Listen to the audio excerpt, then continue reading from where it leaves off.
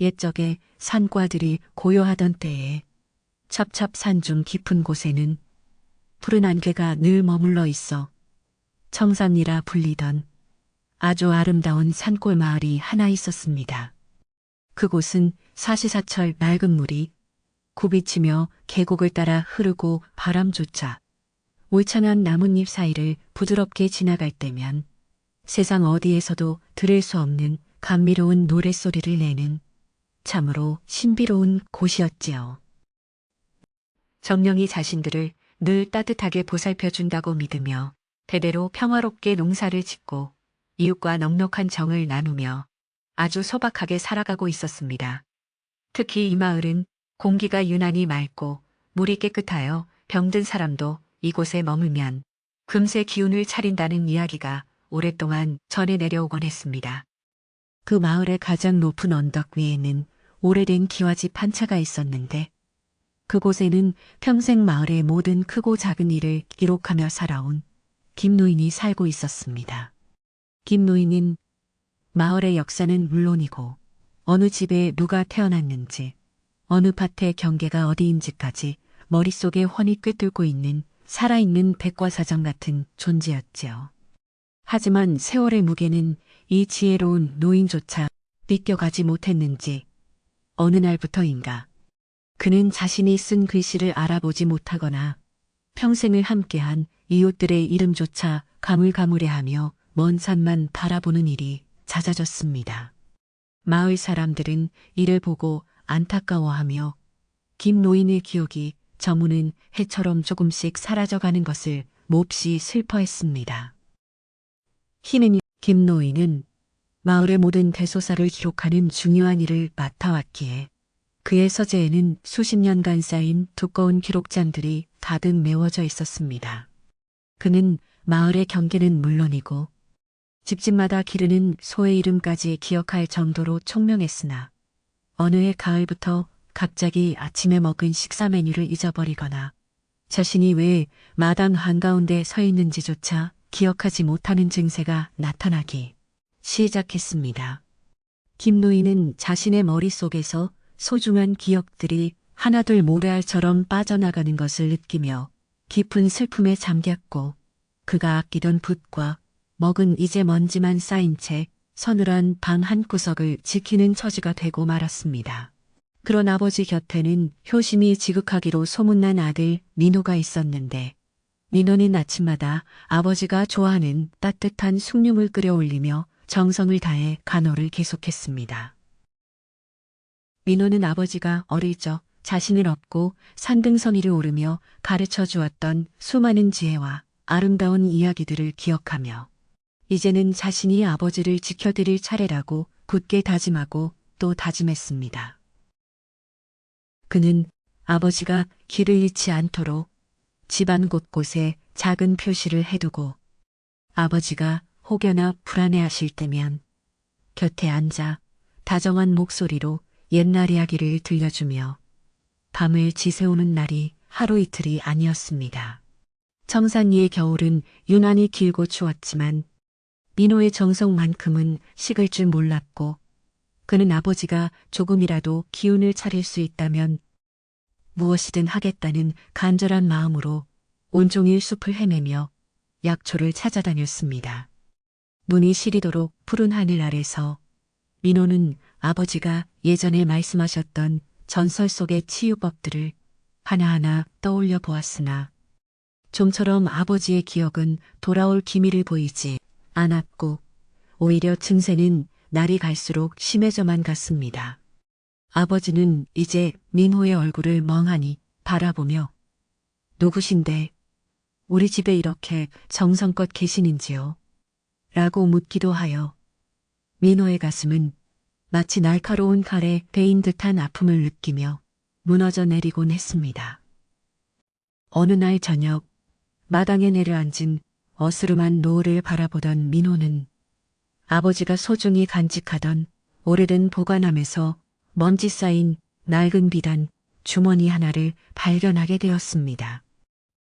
그 주머니 속에는 아주 오래되어 빛이 바른 나뭇잎 모양의 작은 조각이 들어있었는데 그것을 손에 쥐는 순간 민호는 가슴 밑바닥에서부터 알 수 없는 따뜻한 온기가 온몸으로 퍼져나가는 신비로운 경험을 하게 되었습니다.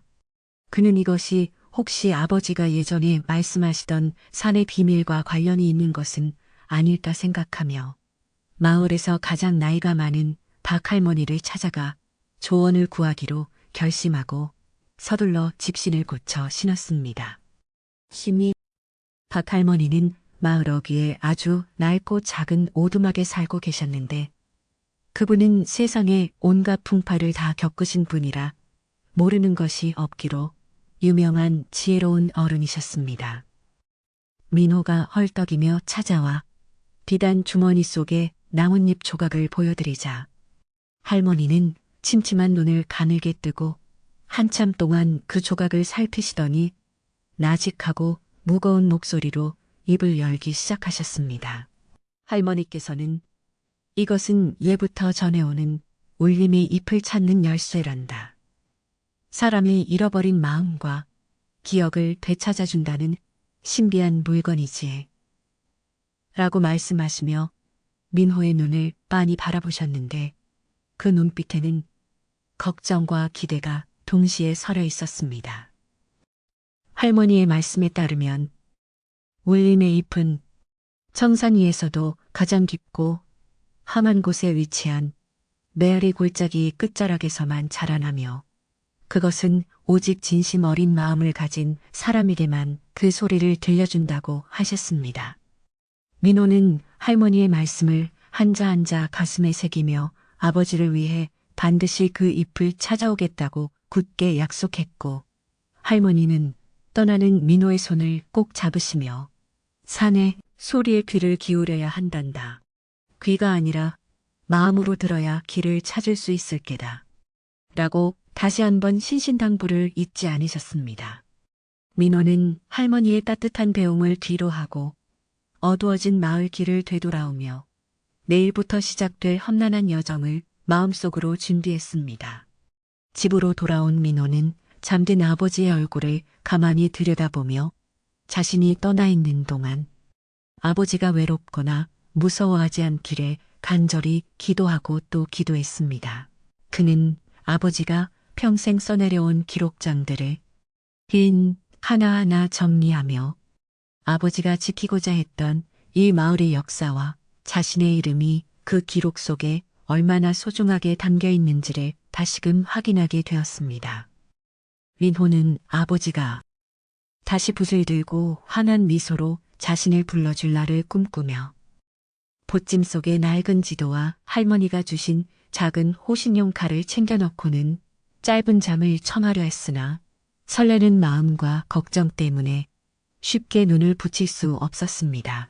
다음 날 새벽 찬소리가 대지를 하얗게 덮은 이른 시간에 민호는 누구에게도 알리지 않고 조용히 집을 나섰는데 안개 낀 마을 풍경은 마치 꿈속처럼 몽환적이고도 고요했습니다.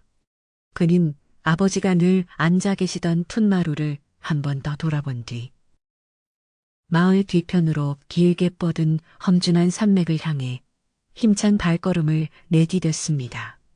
산으로 들어가는 입구에는 오래된 선앙당이 있었는데 민호는 그곳에 돌 하나를 정성껏 얹으며 아버지가 다시 자신을 기억할 수 있게 해달라고 그리고 자신이 무사히 돌아올 수 있게 해달라고 간절한 마음을 담아 두 손 모아 빌었습니다.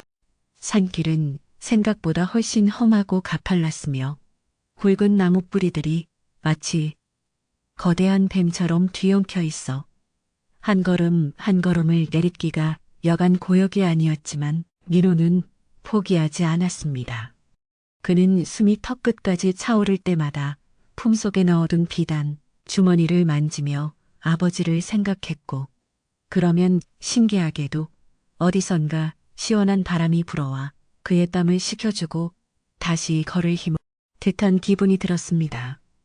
숲속 깊은 곳에서는 이름 모를 산새들이 지저귀며 민호의 앞길을 안내하는 것 같았고 그는 자연이 보내는 작은 신호들조차 놓치지 않으려 애쓰며 메아리 골짜기를 향해 묵묵히 나아갔습니다. 어느덧 해는 중천에 떠올라 숲 사이로 눈부신 햇살이 쏟아져 내렸고 민호는 잠시 바위에 앉아 보쯤에서 꺼낸 마른 떡으로 허기를 달래며 주변의 풍경을 찬찬히 살펴보았습니다.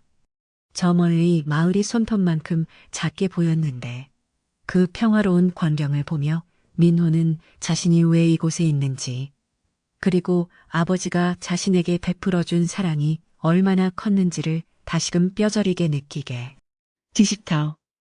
그는 아버지가 기억을 잃기 전 늘 하시던 말씀인 사람의 진심은 하늘도 감동시킨다 라는 구절을 읊조리며 다시 신발끈을 꽉 조여매고는 더욱 깊은 숲으로 발길을 옮겼습니다. 하지만 기쁨도 잠시, 산의 날씨는 변덕스럽기 그지없어 갑자기 먹구름이 몰려오더니 세찬 바람이 불기 시작했고 숲은 금세 어둠에 잠겨 길을 분간하기조차 어렵게 되었습니다. 민호는 당황하지 않으려 애쓰며 박할머니의 말씀을 떠올렸고 눈을 감고 주변의 소리에 온 신경을 집중하여 바람이 나뭇잎을 스치는 방향과 물소리가 들려오는 쪽을 가늠해 보았습니다. 소리는 거칠었지만 그 안에는 분명한 질서가 있었고 민호는 두려움을 떨쳐내며 자신의 직감을 믿고 한 발짝씩 조심스럽게 어둠 속을 헤쳐나가기 시작했습니다. 그렇게 한참을 헤매던 중 민호의 귀에 아주 작지만 맑고 영롱한 종소리 같은 것이 들려왔는데 그것은 일반적인 바람 소리와는 확연히 다른 신비로운 울림이었습니다. 그는 그 소리가 나는 쪽을 향해 필사적으로 덤불을 헤치고 나아갔으며 마침내 구름이 걷히고 달빛이 쏟아지는 작은 공터에 도달하게 되었는데 그곳은 마치 신선이 사는 것처럼 아름다웠습니다. 공터. 한가운데에는 거대한 고목이 한 그루 서 있었고 그 나무의 가지 끝에는 은은한 빛을 내뿜는 나뭇잎들이 달을 향해 고개를 들고 바람에 몸을 흔들며 환상적인 소리를 만들어내고 있었습니다. 민호는 직감적으로 이것이 바로 자신이 그토록 찾던 울림의 잎이라는 사실을 깨닫고 벅차오르는 감동에 그 자리에 무릎을 꿇은 채 한동안 말을 잇지 못했습니다. 잎들이 만들어내는 소리는 마치 돌아가신 어머니의 자장가처럼 포근하고 때로는 아버지의 엄격하지만 따뜻한 훈계처럼 묵직하게 가슴을 울리며 민호의 지친 심신을 어루만져 주었습니다. 그는 떨리는 손을 뻗어 조심스럽게 나뭇잎 하나에 박아가려 했으나 갑자기 숲의 공기가 차갑게 얼어붙으며 정적 속에 누군가의 발소리가 들려오기 시작하여 긴장감을 늦출 수 없었습니다. 어둠 속에서 나타난 것은 거대한 산짐승이나 괴물이 아니라 기이한 복장을 하고 눈빛이 날카로운 한 무리의 낯선 사람들이었는데 그들은 마을 사람이 아닌 도시에서 온 이방인들이었습니다.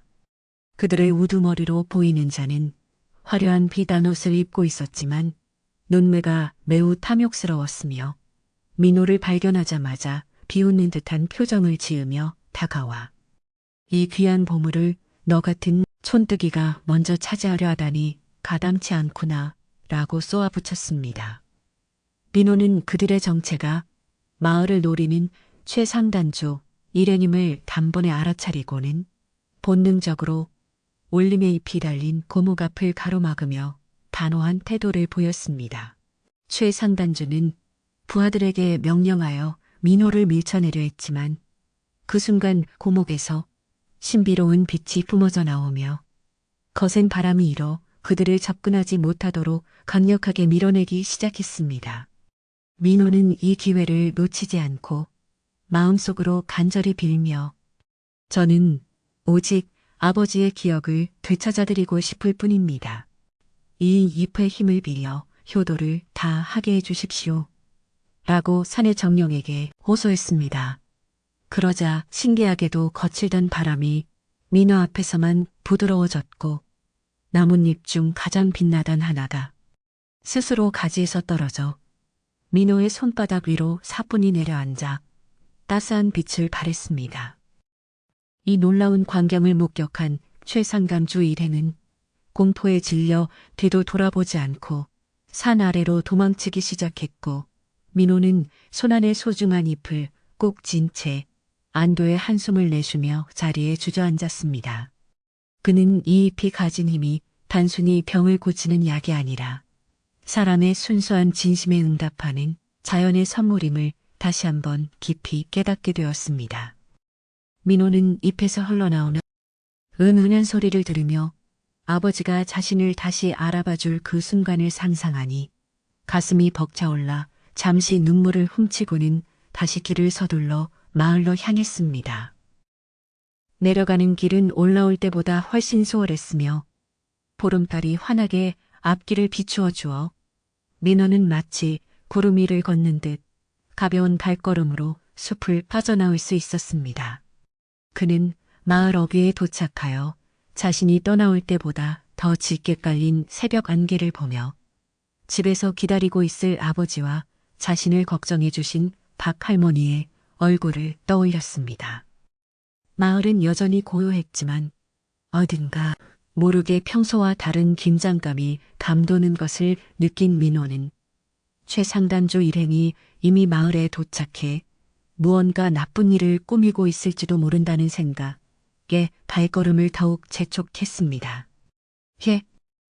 민호가 집에 도착했을 때 마당에는 이미 횃불이 켜져 있었고 여러 사람의 웅성거리는 소리가 담장 너머로 들려오고 있어 그의 가슴은 불안함으로 두근거리기 시작했습니다. 그는 대문을 박차고 들어가 아버지가 계신 방을 확인하려 했으나 그 앞에는 아까 산에서 보았던 최상단주의 부하들이 버티고 서서 그의 앞길을 막아 섰습니다. 민호는 분노와 걱정이 뒤섞인 목소리로 우리 아버지에게 무슨 짓을 하려는 것이야 라고 외쳤고 방 안에서는 아버지가 겁에 질린 채 웅얼거리는 소리가 들려와 그의 심장을 조여왔습니다. 최상단주는 방 안에서 거만한 자세로 앉아 김노인의 기억이 온전치 못한 점을 악용하여 마을의 토지 문서와 기록장들을 강제로 빼앗으려 획책하고 있었던 것이었습니다. 그는 민호를 보자 비열한 웃음을 지으며 네 아버지는 이미 이 모든 것을 나에게 넘기기로 약속했다. 너 같은 자식이 방해할 일이 아니니 어서 물러나거라. 라고 거짓말을 늘어놓았습니다. 사람들도 몇몇 모여 있었지만 그들은 최상단주의 권세와 부하들의 위협 때문에 선뜻 나서지 못한 채 발만 동동 구르며 이 비극적인 상황을 지켜볼 수밖에 없었습니다. 민호는 품 안에 울림의 잎을 만지며 지금 당장 이것을 사용해야 할지 아니면 더 확실한 기회를 기다려야 할지 고민했지만 아버지의 절망적인 눈빛을 보는 순간 더는 지체할 수 없음을 깨달았습니다. 그는 사람들을 향해 큰 소리로 아버지는 결코 마을을 배신할 분이 아닙니다. 이 자가 아버지의 잃어버린 기억을 틈타 우리 모두를 속이고 있는 것입니다. 라고 외치며 진실을 밝히려 애썼습니다. 하지만 최상단주는 오히려 민호를 미친 사람 취급하며 부하들에게 그를 끌어내라고 소리쳤고 마당은 한순간에 아수라장으로 변하며 긴장감이 최고조에 달하게 되었습니다. 민호는 자신을 붙잡으려는 부하들의 손을 뿌리치고 필사적으로 아버지의 곁으로 다가가려 노력했으며 그 과정에서 보찜이 풀어지며 속에 있던 물건들이 마당 여기저기에 흩어지고 말았습니다. 하지만 그는 끝까지 울림에 잎이 든 비단 주머니만큼은 놓치지 않았고 아버지를 향해 아버지, 저 민호예요. 제발 저를 좀 봐주세요. 라고 눈물로 호소하며 간절한 마음을 전했습니다. 그 순간 방에서 멍하니 벽만 바라보던 김노인이 아주 미세하게 몸을 떨며 민호의 목소리가 들리는 쪽으로 천천히 고개를 돌리기 시작했는데 그 눈동자에는 아주 작은 생기가 돌기 시작했습니다. 최상단주는 본래 이 근방에서 수단과 방법을 가리지 않고 재산을 모으기로 악명이 자자한 인물이었는데 그는 청산리의 비옥한 땅과 그 밑에 잠긴 수맥의 가치를 일찍이 알아보고 이를 가로챌 기회만을 엿보고 있었습니다. 그는 김 노인이 마을의 모른 땅 문서를 관리하고 있다는 사실을 알고는 노인의 기억이 흐릿해진 틈을 타 마을에 들어와 마치 구원자인 양행세하며 사람들의 환심을 사기 위해 화려한 비단과 귀한 소금을 나누어 주었습니다.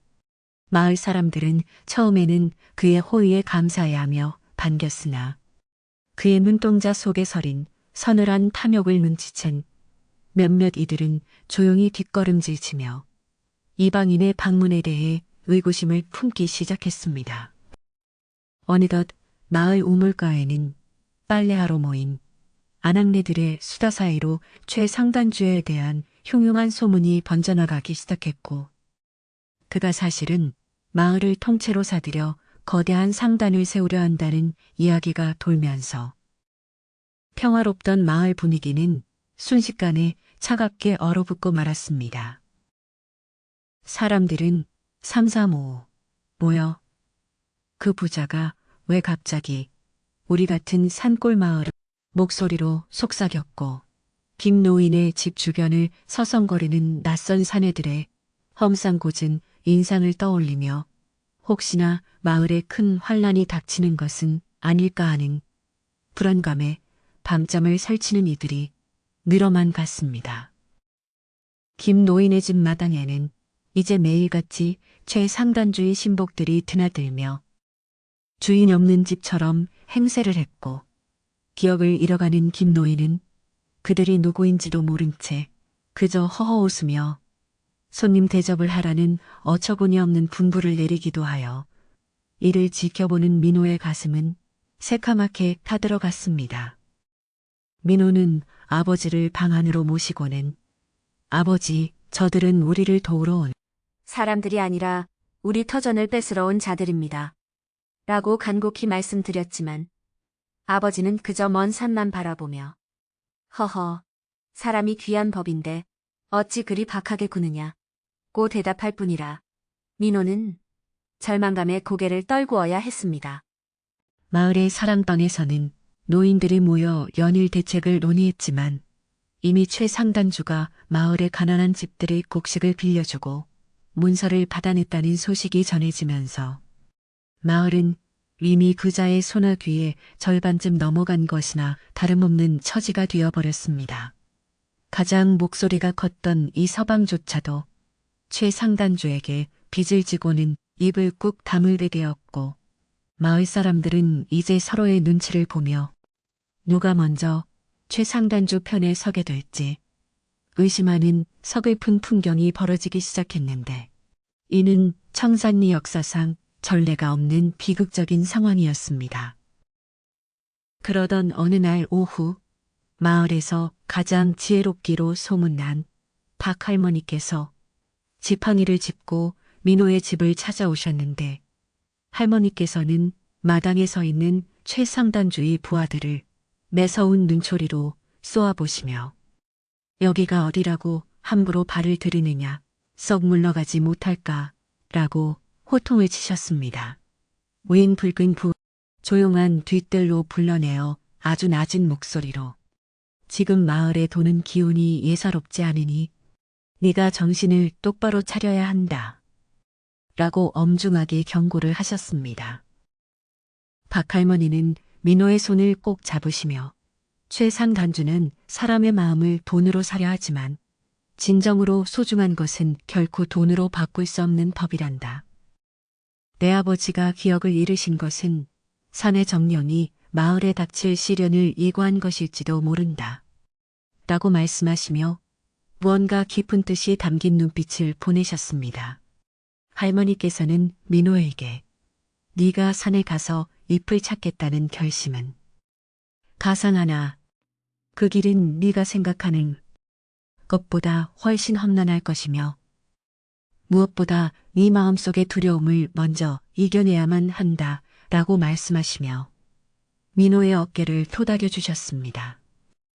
민호는 할머니의 말씀을 들으며 눈시울을 붉혔고 자신이 아버지를 지키기 위해 무엇을 해야 할지 다시 한번 마음을 다잡게 되었는데 할머니께서는 기억이란 것은 단순히 머릿속에 남은 기록이 아니라 가슴속에 흐르는 소리와 같은 것이란다. 내 아버지가 평생 기록해온 그 수많은 글자 속에는 이 땅의 영혼이 담겨 있으니 그것을 절대 저들에게 넘겨주어서는 안 된다. 라고 신신당부하시며 민호에게 용기를 북돋워 주셨습니다. 민호는 할머니의 지혜로운 조언을 가슴 깊이 새기며 앞으로 닥칠 폭풍우를 대비하기 위해 서재로 들어가 아버지의 기록장들을 하나하나 숨기기 시작했습니다. 한편 최상단주는 민호가 자신의 계획에 걸림돌이 된다는 사실을 눈치채고는 부하들을 시켜 민호를 뒷조사하게 했으며 민호가 박할머니를 자주 만난다는 보고를 받고는 노골적으로 박할머니의 집 주변을 감시하며 위협을 가하기 시작했습니다. 그는 마을 사람들 앞에서 김노인이 노망이 나서 마을의 안위를 위태롭게 하고 있으니 내가 대신 마을을 관리하는 것이 옳지 않겠소? 라고 선동하며 민호를 효심 없는 자식으로 몰아세우는 비열한 공작을 펼쳤는데 이에 선동당한 몇몇 이들은 민호에게 손가락질을 하기도 했습니다.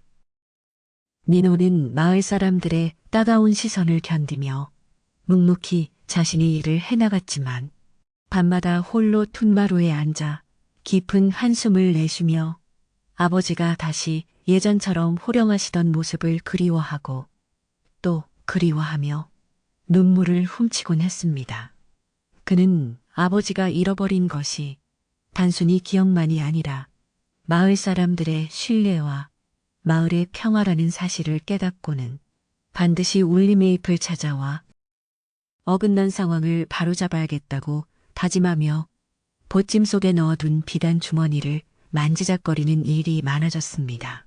어느 추운 밤 최상단주가 보낸 사내들이 민호의 집 담장을 넘어들어와 아버지의 서재를 뒤지는 사건이 발생했는데 다행히 민호가 미리 기록장들을 옮겨놓은 덕분에 큰 화는 면했지만 이 사건으로 인해 민호는 더는 지체할 시간이 없음을 직감하게 되었습니다.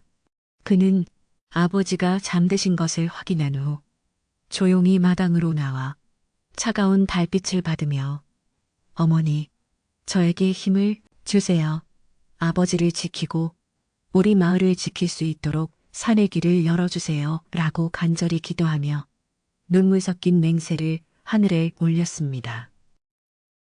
다음 날 아침 마을 어귀에는 최상단주가 세운 커다란 푯말이 박혔는데 거기에는 마을의 땅이 이제 자신의 소유라는 터무니없는 내용이 적혀 있었고 이를 본 마을 사람들은 큰 충격에 빠져 우왕좌왕하며 서로를 원망하기 시작했습니다.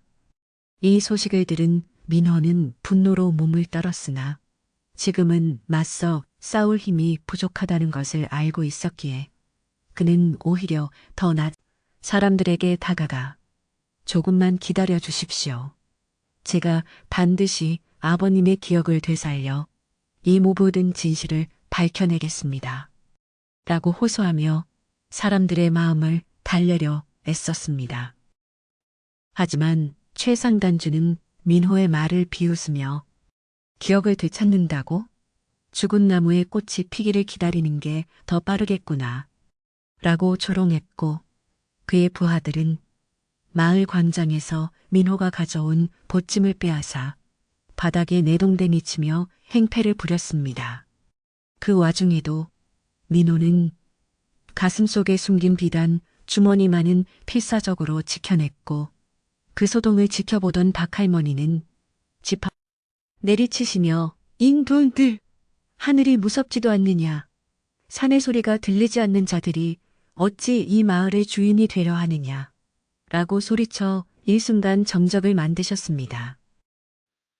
할머니의 호통에 기세등등하던 최상단주도 잠시 주춤하며 얼굴을 붉혔고 마을 사람들은 그 틈을 타 민호를 감싸 안으며 그를 집으로 피신시켜 주었는데 이는 마을 사람들의 마음속에 아직은 정의로운 기운이 남아있음을 보여주는 희망의 불씨와도 같았습니다. 민호는 자신을 도와준 이웃들의 손을 잡으며 뜨거운 감동을 느꼈고 이제는 정말로 자신이 들어가야 할 때가 왔음을 깨닫고는 마지막으로 박할머니를 찾아가 작별의 인사를 올리기로 결심하며 어두워진 길을 나섰습니다. 박할머니는 이미 민호가 올 것을 알고 계셨는지 마당에 물 한 그릇을 떠놓고 기다리고 계셨는데 민호가 큰 절을 올리자 할머니께서는 그를 일으켜 세우며 가거라. 산이 너를 부르고 있구나. 가서 사람의 소리가 아닌 숲의 소리를 듣고 오너라. 라고 말씀하셨습니다. 할머니께서는 민호의 손에 작은 호루라기 하나를 쥐어주시며 이것은 네가 길을 잃었을 때 한 번만 불 수 있는 것이니 정말로 위태로운 순간이 아니면 아껴두어야 한다. 라고 말씀하시며 마지막까지 민호의 안전을 걱정해 주셨습니다. 민호는 할머니의 배움을 받으며 집으로 돌아와 짐을 챙기기 시작했는데 그때 마침 잠에서 깬 아버지가 방에서 나와 민호의 손을 잡으며 어디 가느냐. 밤이 깊었는데 길을 조심해야 한다. 라고 말씀하셔서 민호는 깜짝 놀라 아버지를 바라보았습니다. 비록 아버지는 여전히 민호가 누구인지 정확히 인지하지 못하는 듯 했지만 그 목소리에는 예전과 같은 따뜻한 사랑이 다 있어 민호는 아버지 금방 다녀올게요. 맛있는 산나물을 많이 캐서 올게요. 라고 거짓말을 하며 눈물을 삼켜야 했습니다. 민호는 아버지를 방으로 다시 모신 뒤 문을 꼭 닫고는 마을 사람 중 가장 믿음직한 친구인 돌쇠를 불러 내가 없는 동안 우리 아버지를 부탁한다. 혹시 최상단주 무리가 행패를 부리면 이 서신을 박 할머니께 전해다오. 라고 부탁하며 뒷일을 도모했습니다. 돌쇠는 민호의 비장한 모습에 고개를 끄덕이며 걱정 마라 민호야. 내가 목숨을 걸고 어르신을 지키마. 너는 꼭 성공해서 돌아와야 한다. 라고 약속하며 민호의 두 손을 꽉 잡아주어 큰 위안이 되었습니다. 준비를 마친 민호는 새벽이 오기 전 가장 어두운 시간에 대문을 나섰는데 마을을 감싸고 있는 안개는 여느 때보다 두껍고 무거워 마치 민호의 앞길을 가로막으려는 장벽처럼 느껴졌지만 그의 의지는 꺾이지 않았습니다. 그는 마을 어귀의 선왕당에 들러 다시 한번 정성스럽게 기도를 올렸고 그때 어디선가 들려온 부엉이 울음소리를 신호삼아 전설의 울림의 잎이 있다는 메아리 골짜기를 향해 힘찬 발걸음을 내디뎠습니다. 산으로 향하는 민호의 뒷모습은 작았지만 그 어깨에 짊어진 효심의 무게는 산보다도 더 크고 묵직해 보였습니다.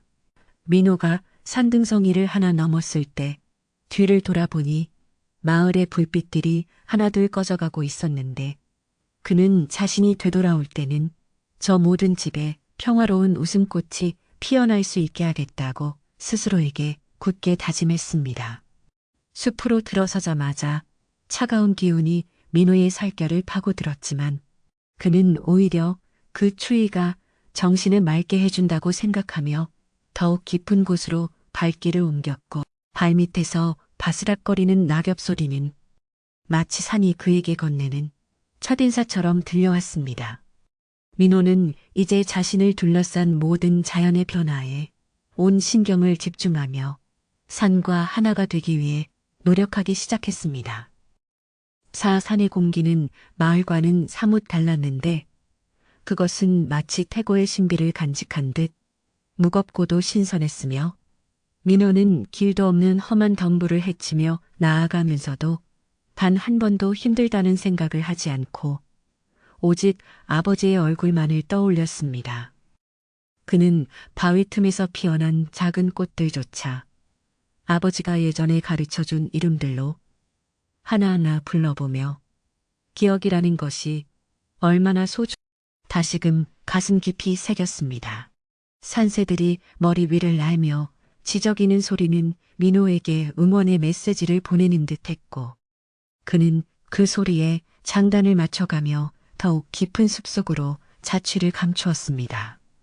한편 마을에서는 민호가 사라졌다는 소문이 퍼지자 최상단주는 회심의 미소를 지으며 이제 저 방해꾼도 없으니 김 노인의 집과 문서를 빼앗는 것은 시간 문제로구나 라고 기뻐하며 부하들에게 당장 행동을 개시하라고 명령했습니다. 하지만 박할머니와 돌쇠를 비롯한 몇몇 마을 사람들은 민호의 빈자리를 메우기 위해 김 노인의 집 주변을 에워싸고 최상단주의 접근을 막아섰는데 그들의 눈빛에는 민호가 돌아올 때까지 반드시 이 집을 지키겠다는 강한 결의가 서려 있었습니다. 마을은 이제 민호가 떠난 빈자리에서 새로운 투쟁의 불길이 타오르기 시작한 것입니다. 최상단주는 당황하여 이 노인네들이 미쳤나 감히 누구 앞길을 막는 것이냐 라고 고함을 쳤지만 박할머니는 미동도 하지 않고 지팡이를 짚은 채 우리는 집을 지키는 것이 아니라 이 마을의 양심을 지키는 것이다. 민호가 돌아올 때까지 팔끝 하나 건드리지 못할 줄 알아라 라고 당당히 맞서셨습니다. 마을 사람들은 할머니의 용기에 감동하여 하나둘씩 대열에 합류했고 평소 최상단주에게 굽실거리던 이들조차 이제는 부끄러움을 느끼고 조용히 그들의 뒤에 서서 힘을 보태기 시작하여 최상단주는 예상치 못한 저항에 당혹감을 감추지 못했습니다. 민호는 산 깊은 곳에서 마을에서 벌어지는 일을 알 길 없었지만 자신의 가슴 속에 흐르는 뜨거운 기운을 통해 마을 사람들의 응원을 느끼고 있는 듯 했습니다. 그는 가파른 절벽을 기어오르고 차가운 계곡물을 건너며 온몸이 상처투성이가 되었지만 울림의 잎에 가까워질수록 들려오는 신비로운 소리에 매료되어 고통조차 잊은 채 앞으로 나아갔습니다. 숲의 나무들은 이제 민호에게 길을 내어주듯 가지를 벌려주었고 민호는 그 신비로운 이끌림에 몸을 맡기며 마침내 전설 속의 메아리 골짜기 입구에 도달하게 되었습니다. 골짜기 입구에 서자 마을에서는 한 번도 들어보지 못한 웅장하고도 섬세한 자연의 합창이 민호의 귓전을 때렸고 그는 이곳이 바로 아버지가 그토록 그리워하던 진실의 장소임을 직감했습니다. 민호는 떨리는 가슴을 진정시키며 첫 발을 내디뎠고 그 순간 온 산이 진동하며 마치 민호의 방문을 환영이라도 하듯 거대한 울림이 퍼져나갔습니다. 이제 민호는 산의 정령에게 닿았음을 확신하며 아버지를 위한 마지막 시련을 향해 당당하게 골짜기 깊숙한 곳으로 걸어 들어갔는데 그의 등 뒤로 안개가 자욱하게 깔리며 세상과의 연결을 잠시 끊어버렸습니다. 메아리 골짜기의 깊은 품으로 발을 들이자마자 민호는 사방을 에워싼 기암 괴석들이 마치 살아있는 거인들처럼 자신을 내려다보며 웅장한 기운을 뿜어내는 것을 느꼈습니다.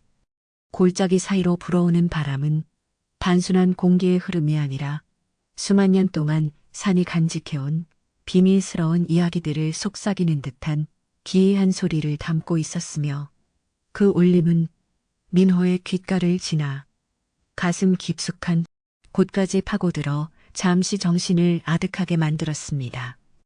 그는 정신을 가다듬기 위해 눈을 감고 아버지가 평소 가르쳐 주셨던 호흡법을 떠올리며 차분하게 마음을 가라앉히려 애썼지만 주변에서 들려오는 이름 모를 짐승의 울음소리와 나뭇잎들의 바스락거림은 끊임없이 그의 집중력을 흐트려 놓으며 다가올 시련을 예고했습니다. 얼마 지나지 않아 갑자기 주변의 공기가 급격히 차가워지더니 발끝부터 머리끝까지 소름이 돋을 정도로 짙은 안개가 골짜기 전체를 뒤덮어 한 치 앞도 분간할 수 없는 상황이 벌어지고 말았습니다. 민호는 당황하여 멈춰섰고 그 순간 안개 속에서 오래전 돌아가신 어머니의 다정한 목소리가 들려오는 것만 같아 자신도 모르게 그쪽을 향해 손을 뻗었으나 그것은 산의 정령이 내린 첫 번째 환청의 시험이었습니다. 그는 목소리가 들리는 곳으로 달려가고 싶은 충동을 억누르며 이것은 진짜가 아니다. 나의 진심을 흔들려는 사내의 장난일 뿐이다. 라고 스스로에게 되뇌며 발밑에 차가운 바위를 꽉 쥐고 제자리를 지키며 안개가 걷히기를 기다렸습니다. 안개가 서서히 걷히자 민호의 눈앞에는 기이한 형태의 연못이 나타났는데 그 물결은 거울보다 더 맑아 하늘의 별빛조차 그대로 투영하고 있었고 물속에서는 아버지의 잃어버린 기억들이 조각나 떠다니는 듯한 환영이 보였습니다. 그는 연못가에 앉아 물속을 가만히 들여다보았는데 거기에는 아버지가 젊은 시절 마을을 위해 땀 흘리던 모습과 어린 민호를 누비던 행복한 순간들이 마치 한 편의 그림처럼 생생하게 펼쳐지고 있었습니다. 하지만 그 아름다운 장면들 사이로 검은 그림자가 들이오더니 최상단주와 같은 탐욕스러운 자들이 아버지를 속이고 마을의 보물을 탐내는 장면들이 나타나 민호의 가슴을 분노와 슬픔으로 가득 채우기 시작했습니다. 그때 연못 너머 숲길에서 바스락거리는 소리가 들리더니 마을에서 보았던 최상단주의 부하들이 험악한 인상을 쓰며 나타나 민호의 앞길을 가로막았고 그들의 눈에는 오직 울림의 잎을 차지하겠다는 광기 어린 욕심만이 이글거리고 있었습니다. 그들은 민호를 비웃으며 너 같은 애송이가 이 산의 보물을 차지하게 둘 줄 알았더냐. 당장 급이란 주머니를 내놓지 않으면 여기서 살아서 돌아가지 못할 것이다. 라고 위협하며 서서히 포위망을 좁혀왔습니다. 민호는 공포가 엄습했지만 아버지를 생각하며 품 안의 주머니를 더욱 꽉 움켜쥐었고 그 순간 박할머니가 주셨던 호루라기가 가슴께에서 은은한 온기를 내뿜으며 그에게 보이지 않는 용기를 불어넣어주는 것을 느꼈습니다. 상단주의 부하들이 달려들려는 찰나 골짜기 전체가 거대한 진동과 함께 요동치기 시작했고 산의 정령이 분노한 듯 거센 돌풍이 몰아치며 탐욕스러운 자들을 계곡 아래로 사정없이 밀어내기 시작했습니다. 민호는 바위 틈에 몸을 숨기고 이 놀라운 광경을 지켜보았는데 신기하게도 그 거친 바람은 민호에게만은 부드러운 산들바람이 되어 그를 보호해 주었으며 진정으로 이곳에 올 자격이 있는 사람을 가려내고 있음을 증명하는 것이었습니다. 탐욕에 눈이 멀어 산을 모독했던 자들은 비명을 지르며 물불이 흩어졌고 민호는 그들이 사라진 후 다시금 정적에 휩싸인 골짜기에서 자신이 나아가야 할 길을 찾아 발걸음을 조심스럽게 옮기기 시작했습니다. 한참을 걷다 보니 골짜기 끝자락에 거대한 고목 한 그루가 서 있었는데 그 나무는 수천 년의 세월을 견뎌온 듯 굵은 줄기가 비틀려 있었고 가지 끝에는 반짝이는 은색 잎들이 달빛을 받아 신비로운 빛을 발하고 있었습니다. 민호는 직감적으로 저것이 바로 울림의 잎이라는 것을 깨달았지만 나무 주위에는 보이지 않는 투명한 장벽이 쳐진 듯 접근하기가 쉽지 않았고 바람이 불 때마다 나뭇잎들이 내는 소리는 사람의 마음을 시험하는 듯 날카롭게 들리기도 했습니다. 그는 나무 아래 무릎을 꿇고 앉아 저는 누구를 해치러 온 것이 아닙니다. 오직 아버지의 잃어버린 기억을 찾아드리고 마을의 진실을 밝히고 싶을 뿐입니다. 라고 진심을 다해 소리내어 말했습니다. 민호의 진실한 목소리가 산울림이 되어 골짜기에 퍼지자 날카롭던 나뭇잎의 소리는 점차 부드러운 가야금 선율처럼 변하기 시작했고 투명한 장벽이 서서히 녹아내리며 민호가 나무 가까이 다가갈 수 있는 길이 열렸습니다. 그는 떨리는 손을 뻗어가지 끝에 달린 가장 작고 빛나는 잎 하나를 조심스럽게 만졌는데 그 순간 잎에서 전해지는 따뜻한 파동이 민호의 손바닥 온몸으로 흐르며 그가 그동안 겪었던 모든 피로와 두려움을 한순간에 씻어내 주었습니다. 잎은 스스로 가지에서 떨어져 민호의 손바닥 위에 사뿐히 내려앉았고 그 영롱한 빛은 어두운 골짜기를 대낮처럼 환하게 비추며 민호에게 이제 돌아가도 좋다는 신호를 보내는 듯 했습니다. 울림의 잎을 소중히 품에 넣은 민호는 마을로 돌아가는 길에 우연히 바위 틈에 끼어있던 낡은 서류 뭉치 하나를 발견하게 되었는데 그것은 놀랍게도 최상단주가 그토록 찾아 헤매던 마을의 진짜 땅 문서와 아버지가 숨겨둔 기록장들의 핵심 내용이었습니다.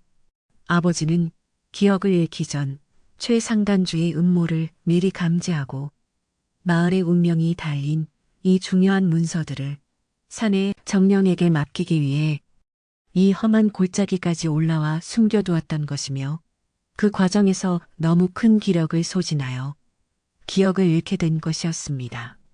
민호는 아버지의 깊은 뜻과 마을을 향한 사랑을 깨닫고 뜨거운 눈물을 흘리며 이 모든 진실을 반드시 마을 사람들에게 알리겠다고 굳게 다짐했습니다. 산 아래로 내려오는 길은 올라갈 때보다 훨씬 수월했으며 숲의 생물들이 민호의 앞길을 안내해주는 듯한 기분이 들어 그는 마치 바람을 타고 달리는 듯한 속도로 산등성이를 내려올 수 있었습니다. 그는 도중에 자신을 위협했던 최상단주의 부하들이 겁에 질려 나무 위에 매달려 있거나 구덩이에 빠져 허우적거리는 것을 보았지만 그들에게 눈길조차 주지 않고 오직 마을의 평화를 되찾아야 한다는 일념 하나로 발걸음을 재촉했습니다. 민호의 머릿속에는 이제 아버지가 다시 환한 미소로 자신을 맞이해 줄 모습과 마을 사람들이 다시 서로를 믿으며 웃음꽃을 피울 그날의 풍경만이 가득 차 있어 가슴이 터질 듯한 설렘을 느꼈습니다. 마을 어귀에 도달했을 때 하늘은 이미 붉은 노을로 물들고 있었으며 마을 사람들은 민호가 무사히 돌아오기만을 간절히 기다리며 마을 광장에 모여 기도를 올리고 있었는데 민호의 모습이 나타나자 모두가 환호성을 지르며 그를 맞이했습니다. 박할머니는 민호의 상처투성이인 손과 발을 보며 눈시울을 붉히셨고 돌쇠는 민호를 꽉 껴안으며 네가 해낼 줄 알았다. 정말 고생 많았다. 라고 말하며 진심 어린 축하를 건네주었습니다. 민호는 숨을 헐떡이며 품 안에서 울림의 잎과 아버지가 숨겨두었던 진짜 문서를 꺼내 보였고 그 신비로운 빛과 장엄한 문서의 모습에 마을 사람들은 할 말을 잃은 채 감탄하며 지켜보았습니다. 하지만 승리의 기쁨도 잠시 최상단주가 어디선가 나타나 부하들을 대동하고 마을 광장을 포위하며 그 문서는 가짜다. 내 손에 있는 인장이 찍힌 서류가 진짜다. 라고 고함을 치며 마지막 발악을 하기 시작했습니다. 그는 마을 사람들을 위협하며 민호를 체포하라고 소리쳤고 광장은 다시금 팽팽한 긴장감에 휩싸였으나 민호는 당황하지 않고 울림의 잎을 높이 치켜들 마을 사람들에게 조용히 귀를 기울여 달라고 부탁했습니다. 민호는 잎을 바람에 가볍게 흔들었고 그 순간 잎에서는 세상 그 무엇보다도 맑고 투명한 소리가 울려 퍼지기 시작했는데 그 소리는 사람들의 가슴 속에 잠들어 있던 양심을 깨우는 신비한 힘이 있었습니다. 울림에 잎이 내는 소리가 광장 가득 퍼지자 최상단주를 따르던 몇몇 마을 사람들은 자신들의 부끄러운 행동을 뉘우치며 하나둘 고개를 떨구었고 최상단주가 내세웠던 거짓말들은 그 맑은 소리 앞에 속절없이 무너져 내리기 시작했습니다. 소리는 마치 살아있는 생명체처럼 최상단주의 곁을 맴돌며 그의 추악한 욕심과 그동안 저질렀던 악행들을 사람들의 떠오르게 만들었으며 이를 본 마을 사람들은 분노하여 사기꾼을 당장 몰아내라 라고 외치기 시작했습니다. 최상단주는 당황하여 도망치려 했지만 분노한 마을 사람들의 함성에 가로막혀 오도 가도 못하는 처지가 되었고 그의 부하들조차 이제는 그를 버리고 뿔뿔이 흩어져 버렸습니다. 이때 마을 사람들의 응원을 받으며 민호의 아버지가 부축을 받으며 광장으로 걸어 나왔는데 그의 눈빛은 여전히 초점이 흐릿하고 혼란스러운 상태였지만 울림에 잎이 내는 소리에 반응하듯 아주 미세하게 몸을 떨고 있었습니다. 민호는 아버지에게 다가가 아버지, 산의 소리를 들어보세요. 아버지가 그토록 지키고 싶어 했던 이 마을의 진실이 여기 담겨 있습니다. 라고 말하며 아버님의 손에 울림의 잎을 쥐어드렸습니다. 아버지가 잎을 손에 쥐는 순간 잎에서 뿜어져 나온 눈부신 빛이 아버지의 몸 전체를 감싸 안았고 아버지는 깊은 잠에서 깨어난 사람처럼 크게 숨을 몰아쉬며 주변을 두리번거리기 시작했습니다. 잠시 후 아버지의 눈에 생기가 돌아오고 초점이 맑아지더니 눈앞에 민호를 바라보며 민호야, 네가 고생이 많았구나. 이 못난 아비를 위해 그 험한 산을 다녀온 것이냐 라고 말씀하시며 민호의 손을 꼭 잡으셨는데 그 목소리는 예전처럼 힘있고 따뜻한 사랑이 가득 담겨 있었습니다. 아버지는 이어 마을 사람들을 향해 여러분, 제가 기억을 잃은 틈을 타 어지럽힌 이자의 모든 죄악을 제가 기록한 이 문서가 증명할 것입니다. 라고 선언하며 민호가 찾아온 진짜 문서를 높이 들어 보이셨습니다. 마을 사람들은 김노인의 귀환과 진실의 승리에 기뻐하며 눈물을 흘렸고 광장은 감격의 박수 소리로 가득 찼습니다.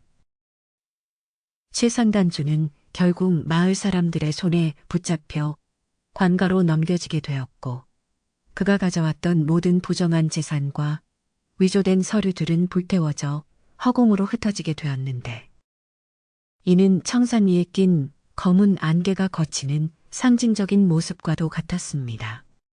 마을 사람들은 서로의 손을 맞잡고 그동안의 불신과 오해를 씻어내며 다시는 외부의 유혹에 흔들리지 않고 우리 터전을 지켜나가자고 맹세했습니다.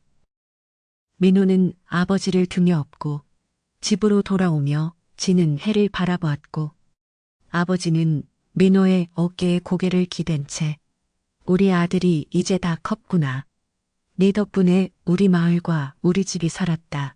라고 나직이 칭찬해 주셔서 민호는 그 무엇보다 큰 행복을 느꼈습니다. 집으로 돌아온 아버지는 서재에 앉아 먼지 쌓인 붓을 다시 들었고 그동안 멈추었던 마을의 기록을 다시 써 내려가기 시작하셨는데 그 모습은 마치 멈췄던 시간이 다시 흐르는 것처럼 경이롭고 평화로워 보였습니다.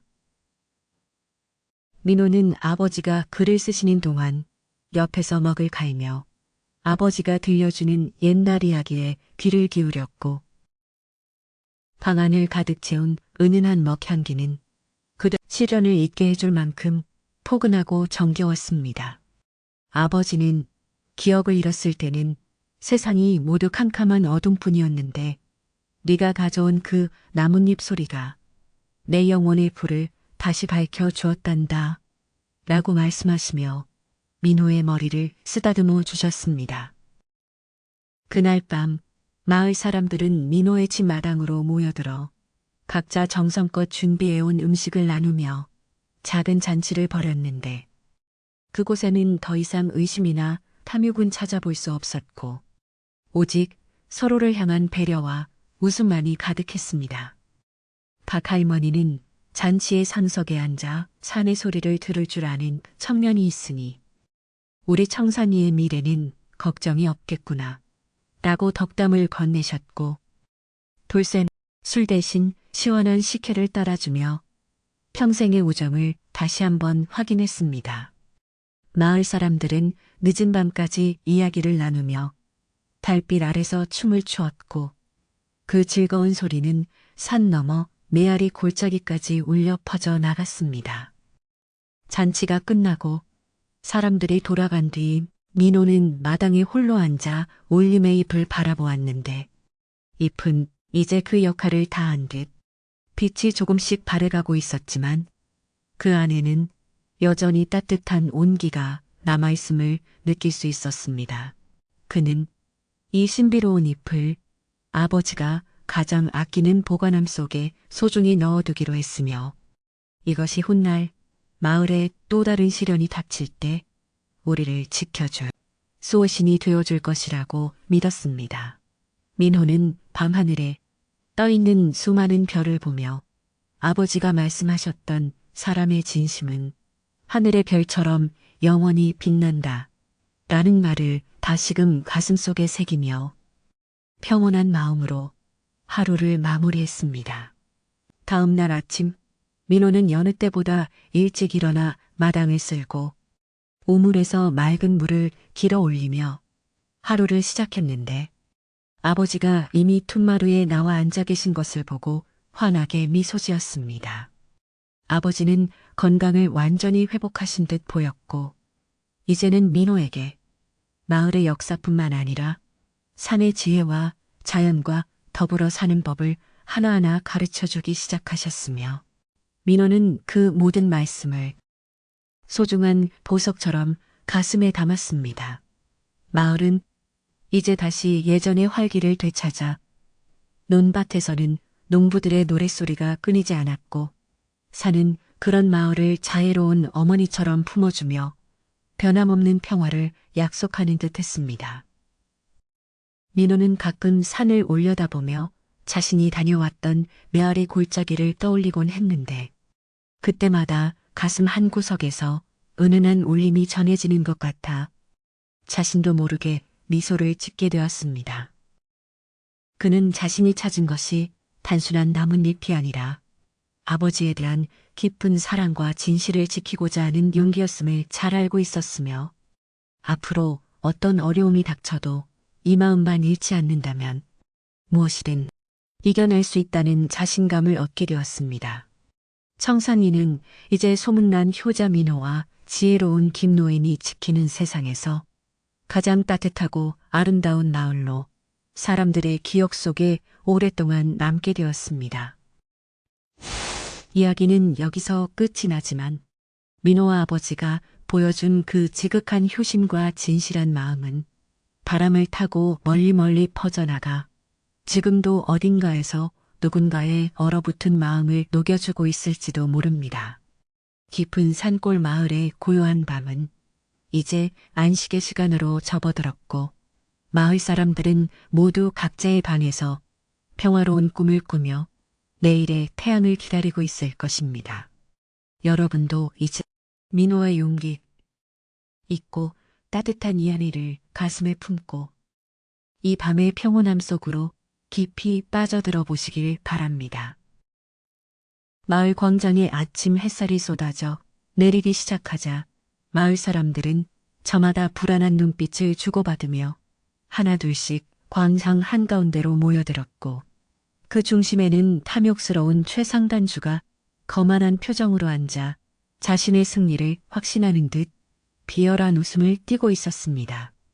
그는 옆에 서 있던 부하들에게 눈짓을 보내며 김노인의 기억이 온전치 못함을 이용해 강제로 빼앗으려 했던 위조된 땅 문서들을 사람들 앞에 펼쳐 보였고 마을 사람들은 그 압도적인 기세와 거짓된 증거물 앞에서 아무런 말도 못한 채 그저 깊은 한숨만을 내쉬며 땅바닥을 내려다보고 있었습니다.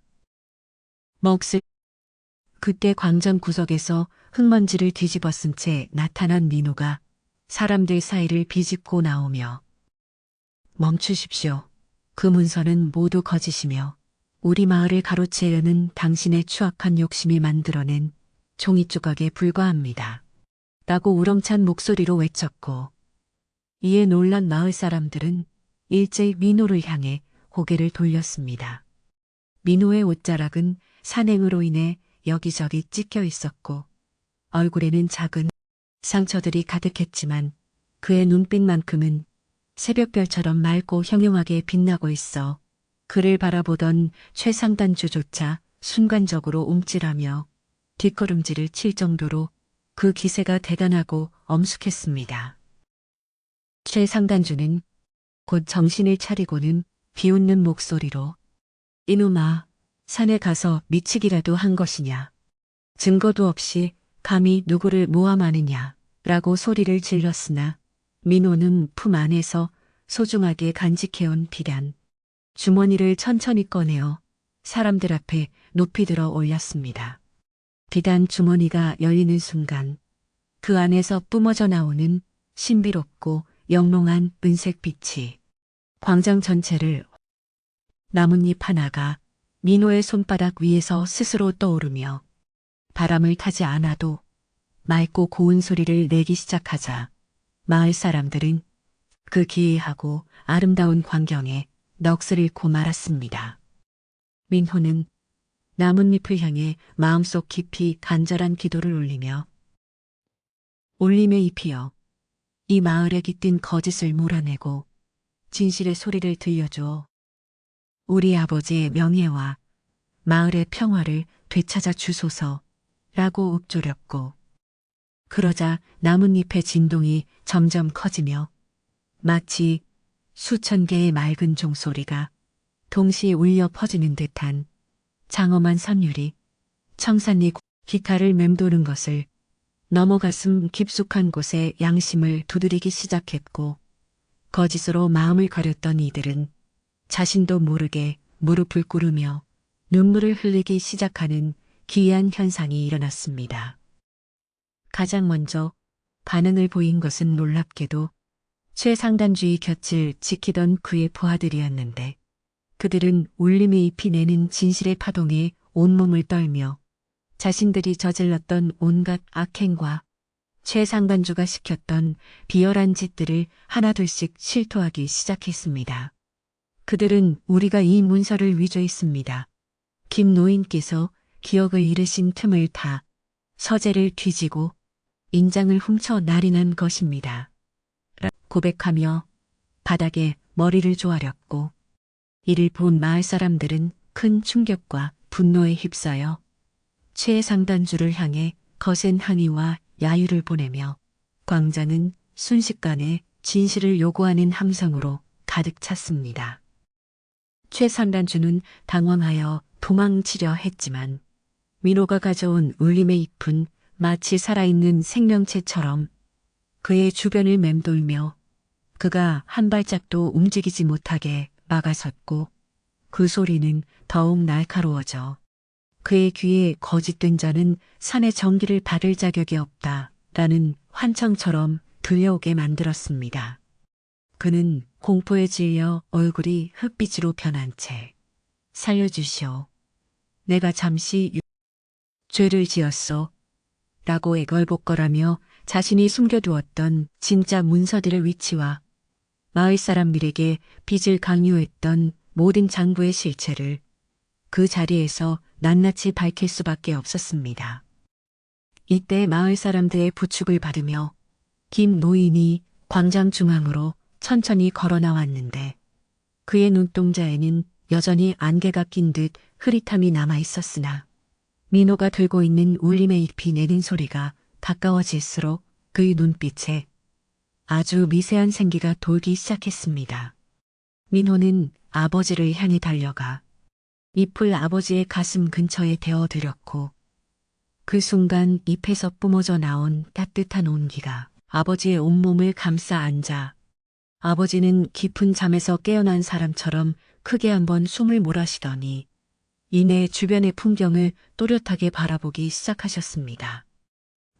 아버지는 곁에 선 민호의 얼굴을 가만히 어루만지며 오냐 민호야, 내가 너무 긴 꿈을 꾸었구나.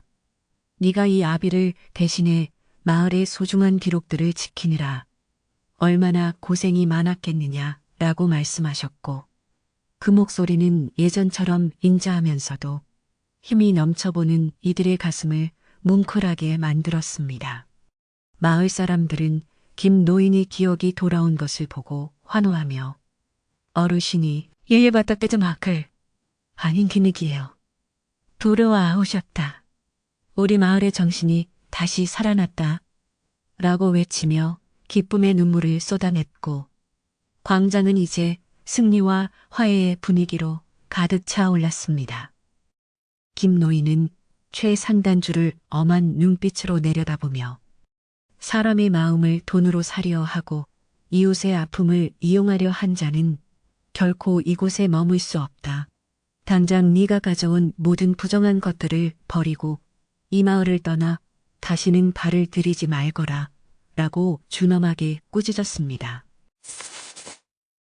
최상단주는 자신의 부하들과 함께 마을 사람들의 매서운 눈총을 받으며 허겁지겁 짐을 챙겨 밖으로 쫓겨나듯 도망치기 시작했고 그들이 사라진 길 위로는 다시금 평화로운 햇살이 내려앉아 청산리의 더러워졌던 기운을 깨끗하게 씻어내주는 듯 했습니다.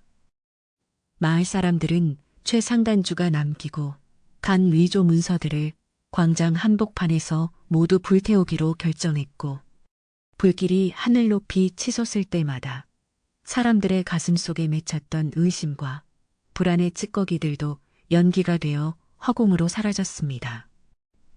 민호는 그 불길을 바라보며 자신이 산속에서 겪었던 수많은 고통과 외로움이 헛되지 않았음을 느끼며 안도의 한숨을 내쉬었고 아버지는 그런 어깨를 꽉 쥐어주시며 진실은 결코 사라지지 않는 법이란다.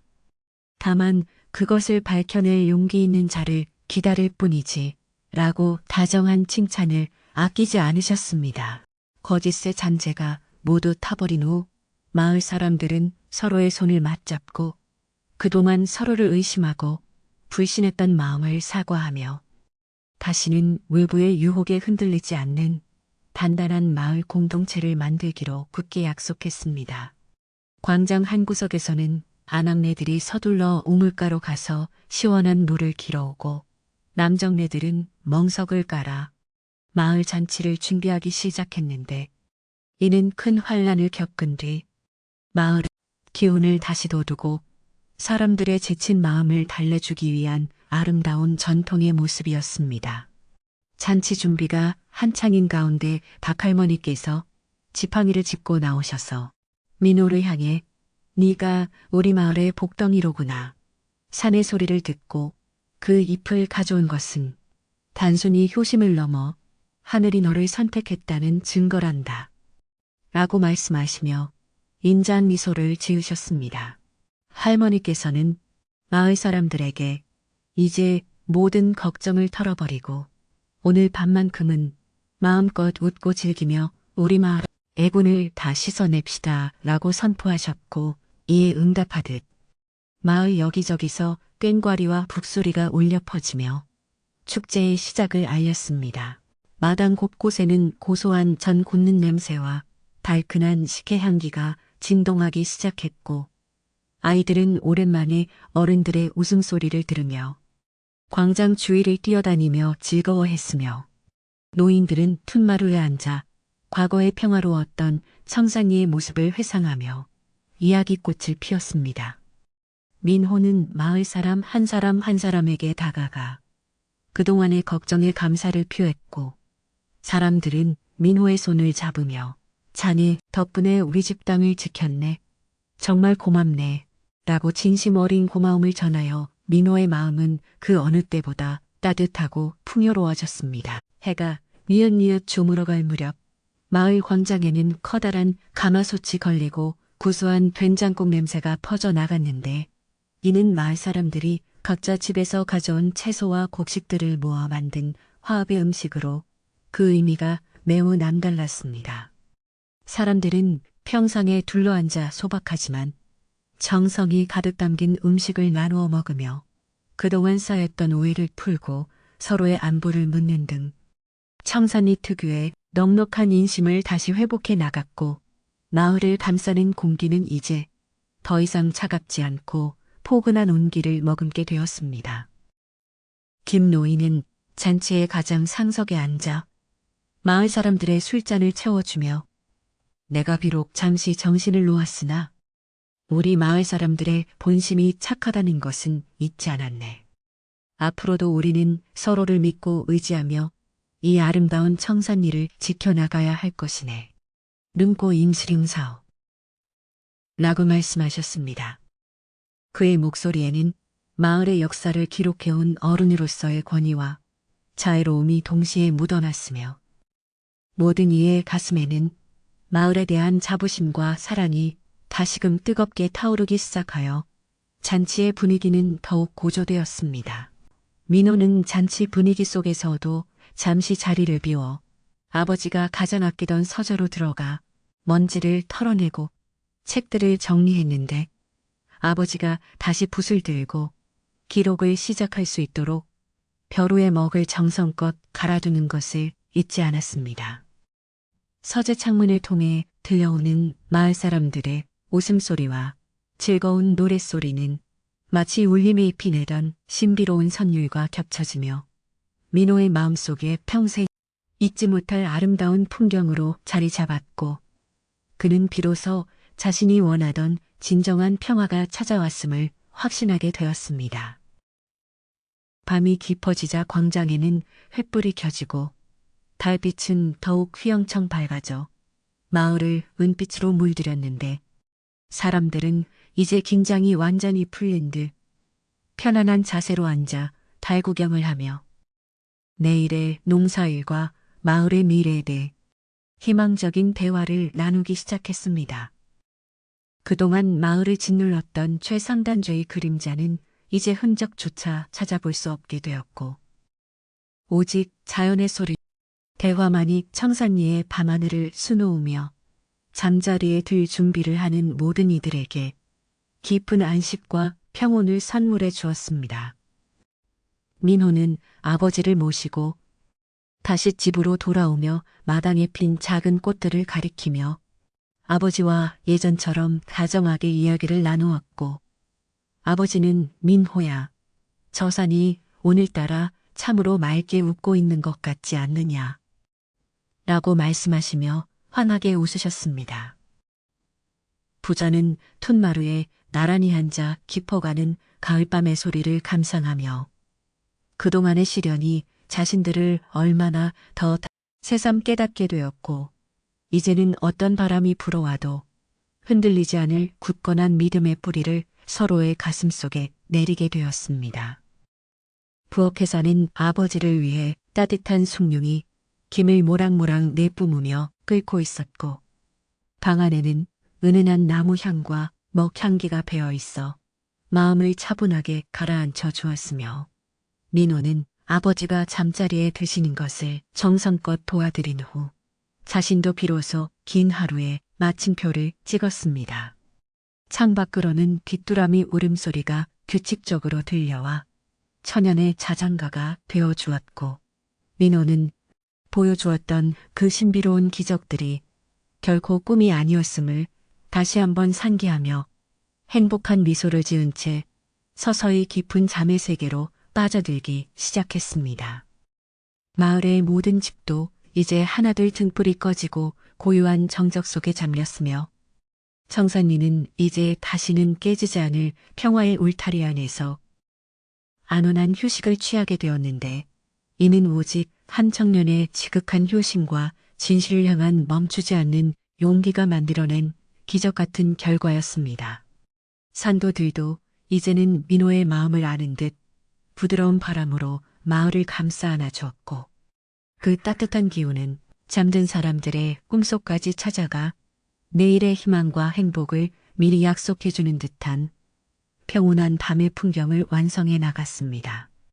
청산리의 아침은 유난히 고요하고 평화로웠으며 어제의 소동이 마치 꿈이었던 것처럼 마을은 다시 본래의 아늑한 기운을 되찾아 깊은 잠에서 깨어나고 있었습니다.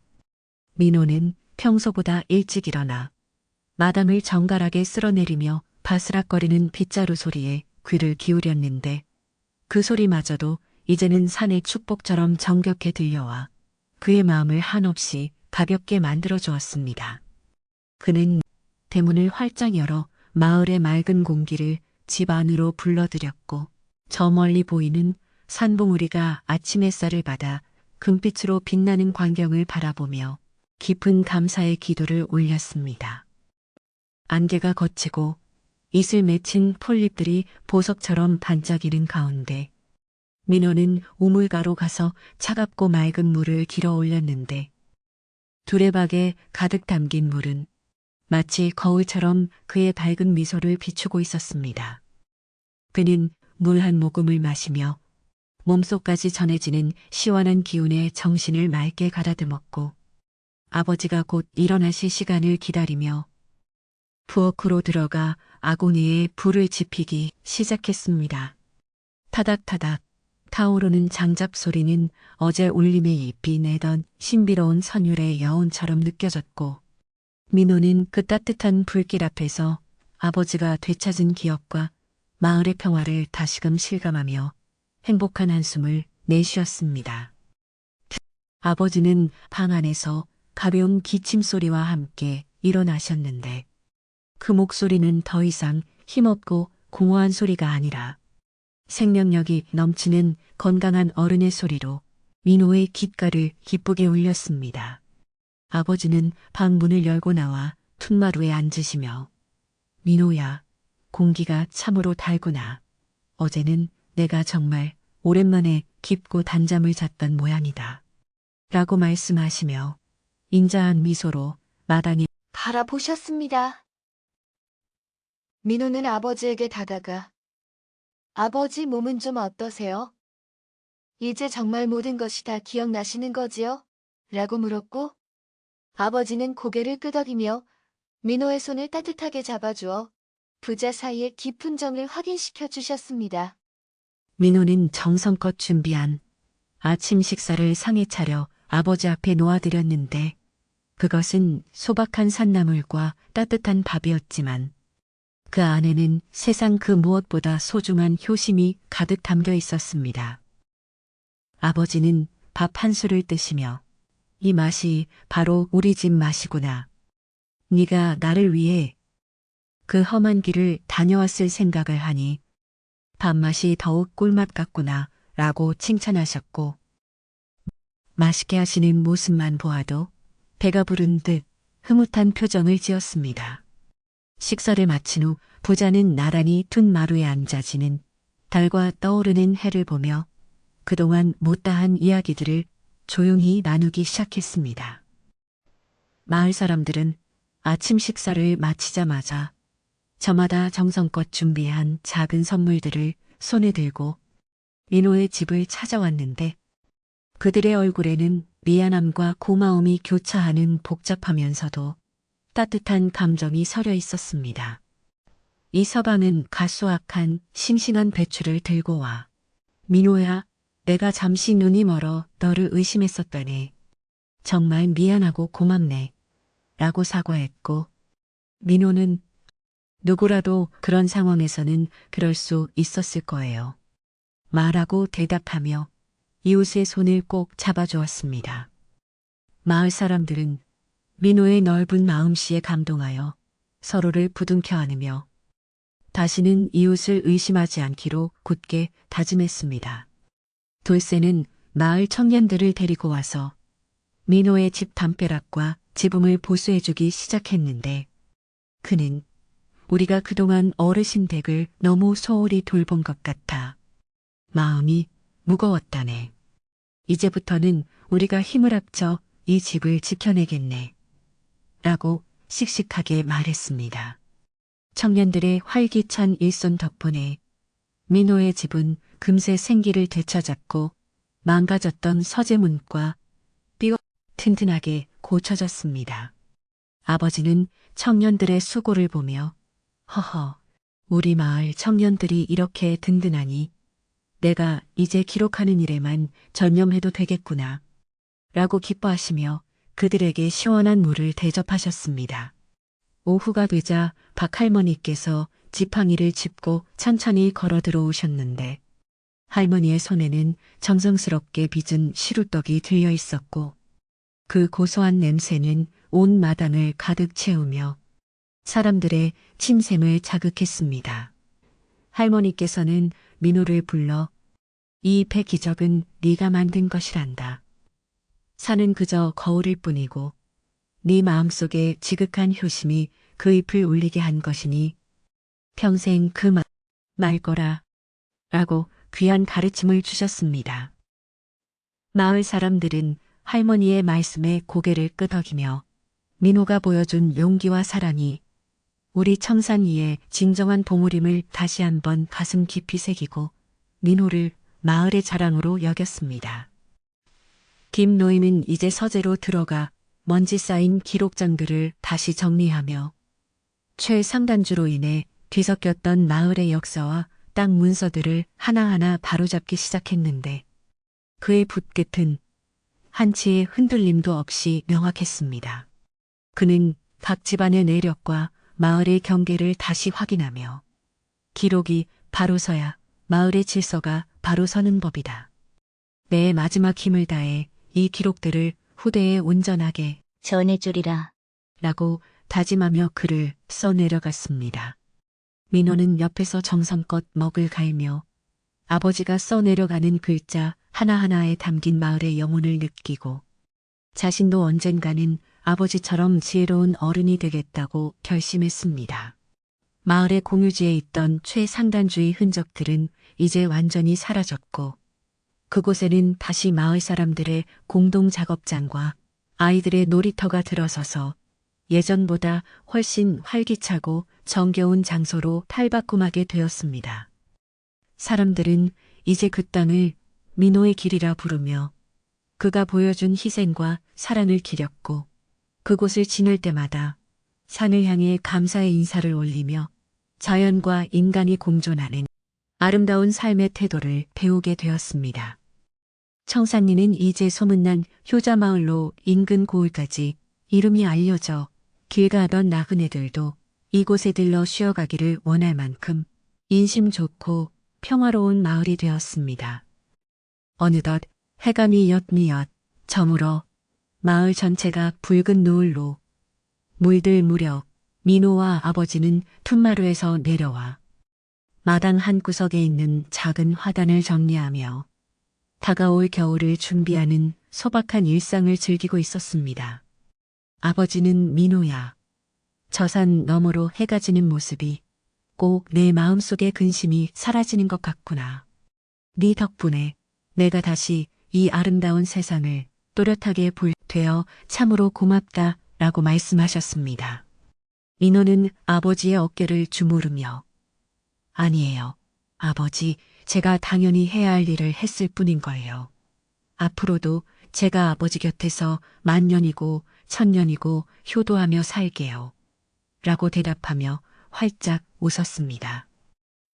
저녁 식사 시간이 되자 마을 사람들은 각자 집에서 만든 정성 어린 음식들을 들고 다시 민호의 집마당으로 모여들었는데 이것은 어제의 잔치를 마무리하고 마을의 화합을 다지는 진정한 의미의 가족 식사와도 같았습니다.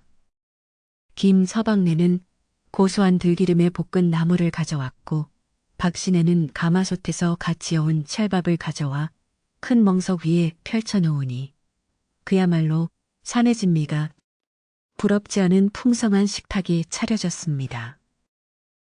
사람들은 숟가락을 들기 전 김노인의 건강과 마을의 안녕을 위해 짧은 기도를 올렸고 그들의 얼굴에는 그 어느 때보다 진실하고 맑은 웃음꽃이 활짝 피어올랐습니다. 둘러앉아 식사를 나누는 내내 마을 사람들은 울림의 잎이 내던 신비로운 소리에 대해 이야기하며 그 소리를 들으니 정말 가슴속에 맺혔던 응어리가 눈 녹듯 사라지더군요. 라며 그 저마다의 감상을 털어놓으며 감동을 나누었습니다. 한 노인은 우리가 평소 자연의 소리에 너무 귀를 닫고 살았던 것 같소. 이제는 바람소리 하나, 물소리 하나에도 잊지 말아야겠소. 라고 말하며 숙연한 분위기를 만들기도 했습니다. 식사는 깊은 밤까지 이어졌지만 그 누구도 피곤해하지 않았으며 오히려 서로의 이야기를 들어주며 마음의 거리를 좁혀나가는 치유의 시간을 가졌습니다. 식사를 마친 후 민호는 아버지와 함께 잠시 마을 어귀의 선앙당으로 산책을 나갔는데 밤 공기는 차가웠지만 두 사람의 가슴 속에는 뜨거운 사랑이 흐르고 있어 전혀 춥게 느껴지지 않았습니다. 아버지는 선앙당 돌탑 앞에 멈춰 서서 민호야, 저 돌 하나하나에는 우리 조상들의 염원이 담겨 있단다. 너도 이제 이 마을의 기둥이 되었으니 저 돌탑처럼 단단하고 되어야 한다 라고 말씀하셨습니다. 민호는 아버지가 얹어주시는 돌 하나를 정성껏 받쳐들며 자신의 인생을 마을과 아버지를 위해 바칠 것을 다시 한번 속으로 맹세하며 고개를 깊게 숙였습니다. 집으로 돌아오는 길에 올려다본 밤하늘은 수만 개의 보석을 뿌려놓은 듯 눈부시게 빛났고 은하수는 마치 청산리를 감싸 안아 흐르는 하늘의 계곡물처럼 장엄하고 아름다운 자태를 뽐내고 있었습니다. 민호는 발걸음을 멈추고 잠시 그 하늘을 바라보며 자신이 메아리 골짜기에서 느꼈던 그 경외감을 다시 한번 떠올렸고 인간은 참으로 작은 존재 채울 수 있다는 사실을 깨달았습니다. 아버지는 민호의 어깨를 감싸 안으며 저 별들도 오늘 밤은 우리를 축복해 주는 것 같구나. 참으로 마음이 편안한 밤이로다. 라고 말씀하시며 깊은 평온함에 젖어드셨습니다. 집에 도착한 민호는 아버지를 방으로 모시고 따뜻한 차 한 잔을 올려드렸는데 차 향기는 은은하게 방 안을 맴돌며 하루의 피로를 말끔히 씻어주는 신비로운 힘을 발휘하여 부자의 마음을 차분하게 가라앉혀 주었습니다. 아버지는 차를 한 모금 마신 뒤 민호야, 너도 이제 그만 쉬거라. 오늘 하루 정말 고생 많았다. 네가 내 아들인 것이 이 아비는 평생의 가장 큰 자랑이란다. 라고 말씀하시며 민호의 등을 토닥여 주셨습니다. 민호는 아버지의 따뜻한 손길을 느끼며 눈시울이 붉어졌지만 이내 행복한 미소를 지으며 아버지가 편안히 주무실 수 있도록 이부자리를 정성껏 펴드렸습니다. 아버지가 잠드신 후 민호는 혼자 툇마루에 앉아 달빛을 받으며 품 안에서 이제는 평범한 나뭇잎처럼 변해버린 올림의 잎을 꺼내보았는데 비록 빛은 사라졌지만 그 질감만큼은 여전히 산의 생명력을 머금고 있었습니다. 그는 이 잎이 자신에게 준 가장 큰 선물은 기적 그 자체가 아니라 아버지를 다시 찾게 해준 그 간절한 과정이었음을 깨닫고 잎을 부드럽게 쓰다듬으며 조용히 고맙다는 인사를 건넸습니다. 그는 잎을 아버지가 주신 비단 주머니에 다시 넣어 서재의 가장 깊숙하고 안전한 곳에 보관하기로 했으며 이것이 우리 집안의 가보로서 대대로 전해지기를 간절히 바랐습니다. 부엌의 화덕에서는 남은 불씨가 은은한 붉은 빛을 내며 밤의 냄기를 막아주고 있었고 창밖에서는 이름 모를 가을 벌레들이 규칙적인 리듬으로 노래하며 마을의 정적을 더욱 아름답게 수놓고 있었습니다. 민호는 자신의 방으로 돌아와 촛불을 끄고 누웠는데 머릿속에는 오늘 하루 만났던 마을 사람들의 환한 얼굴과 아버지의 따뜻한 눈빛이 주마등처럼 스쳐 지나가며 그를 나라로 인도했습니다.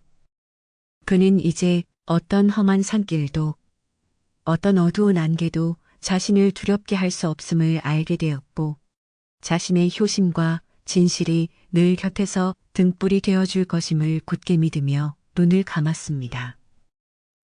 이튿날 새벽 청산리는 어김없이 맑고 투명한 아침을 맞이했으며 민호와 아버지는 이제 특별한 기적이 없어도 매일이 기적 같은 일상을 살아가며 마을 사람들과 함께 땀 흘려 일하고 정을 나누는 평범한 행복을 누렸습니다.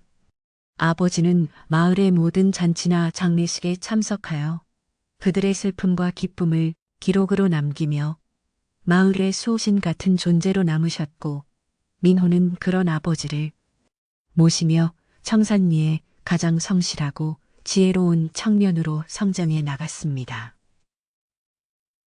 그들이 사는 기와집에서는 매일 저녁 따뜻한 밥 짓는 연기가 하늘로 피어올랐고, 그 연기는 마을의 평화를 상징하는 깃발처럼 공중에 오랫동안 머물러 있었습니다. 세월이 흘러 민호도 어느덧 한 가정의 가장이 되었고, 자신의 아이들에게 울림의 잎에 얽힌 이야기를 들려주며 가장 소중한 기억은 머리가 아니라 마음으로 지키는 것이란다 라고 가르치는 지혜로운 아버지가 되어 마을의 전통을 이어갔습니다. 청산리는 여전히 푸른 산과 맑은 물을 간직한 채 변함없는 모습으로 자리를 지켰으며, 마을 사람들은 민호의 이야기를 전설처럼 후대에 전하며 어려움이 닥칠 때마다 서로의 손을 잡고 함께 이겨내는 법을 잊지 않았습니다. 자연의 소리에 귀를 기울이고 사람의 진심을 귀하게 여기는 그들의 삶은 산골 마을을 넘어서 세상 모든 이들에게 따뜻한 울림을 전해주었습니다. 이제 이야기는 깊어가는 밤의 고요함 속으로 서서히 스며들어 여러분의 꿈속에 평화로운 청산리의 풍경을 그려놓으려 하며, 민호와 아버지가 누렸던 그 안온한 행복이 여러분의 마음속에도 가득 차오르기를 진심으로 바랍니다. 어두운 밤하늘을 수놓은 별들이 여러분의 지친 몸과 마음을 따뜻하게 어루만져 줄 것이니, 이제 모든 걱정을 내려놓고 깊고 편안한 잠의 세계로 빠져들어 내일의 밝은 태양을 맞이할 준비를 하시길 권합니다. 청산리의 맑은 바람 소리가 여러분의 귓가에 자장가가 되어드릴 것이니, 민호의 효심과 숲의 치유력을 믿으며 이 밤을 아름답게 마무리하시길 바랍니다.